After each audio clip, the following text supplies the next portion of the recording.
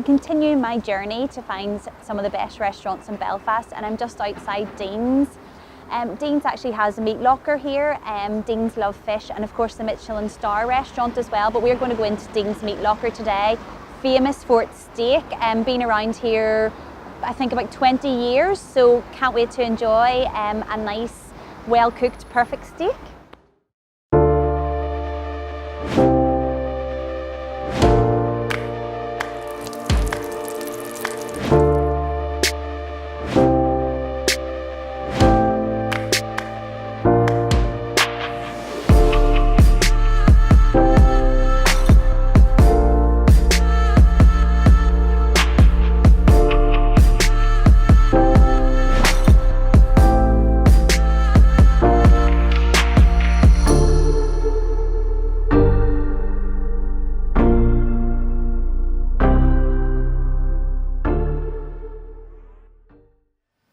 So just in Deanes Meatlocker, and have just watched Andrew, the head chef here, cook my wonderful fillet steak. So now the moment of truth, I'm going to try it.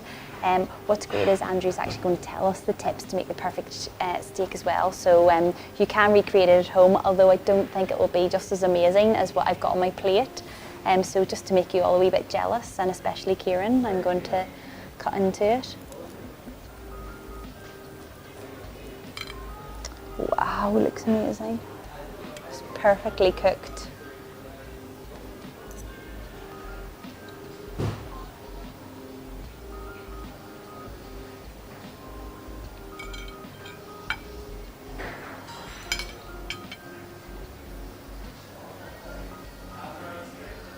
Well, unfortunately, you're just going to have to take my word for it, but it is absolutely and utterly amazing. Definitely, I could never recreate this at home. Absolutely. Flavour's wonderful, cooked to perfection. Absolutely wonderful. So, I'm afraid to say, I think I might just have to finish it.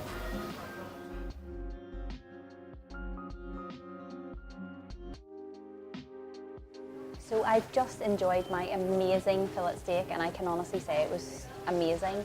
And Andrew has come out of his busy schedule to tell us how to create the perfect steak at home, and probably won't taste as amazing, so you'll have to come down to Deanes to experience Definitely have to come down to Deanes. But we can all but try.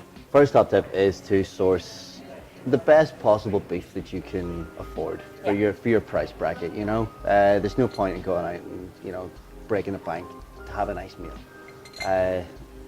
So we use Hannon's Glenarm Shorthorn steaks. His beef is phenomenal. He's a world leader in beef production, and it really makes a difference for me to buy good quality. You need to know where your beef's coming from. You want to have that piece of meat at room temperature. Nice hot pan, room temperature beef. Oil in, a little bit of butter to start with. Bring that butter to like a nutty brown color. And then what you're doing is steak goes in, plenty of seasoning. Yeah. Most of the salt will fall off, as you probably tasted. No, it didn't taste salty at all. Yeah, but there was a lot of salt went on there. Most of it came off, and then we're constantly turning the beef. One side's cold, one side's hot, and we're turning it, and then the other side's hot and the other side's cold, and then you're going to get a beautifully evenly cooked piece of beef all the way through. Be red all the way through, pink all the way through, or whatever way you want it cooked. Well done, but you get that even cooking, and that's really important. Once your steak's cooked the way you want it, people like it red, people like it blue, whatever, well done. It's personal preference. There's no right or wrong way. I suggest getting a digital thermometer. Yeah. Chef's trained to touch, so you've got your rare, your well done, and that thing that everybody sees, and you touch your hand, and that's the way it is. Buy a thermometer, and learn. Just Google it or whatever. Google what way to cook it. We go by 48 degrees as medium rare, 62 degrees as medium well. Yeah. And every steak's exact, and especially in the home environment, where you can just fry it, put it in the oven, and then you don't have to worry about it. You just test it, and digital thermometer goes in, when it's done, and take it out. And this is the most important part for me: rest it. Yeah. Really rest it. I didn't even know that until I've come in here, and I literally hopefully you take that fling it on a plate, and then just eat it, and you don't get the same flavor. Yeah, I know. Yeah, so. That resting is really important. The general rule of thumb is to rest it for as long as you cook it.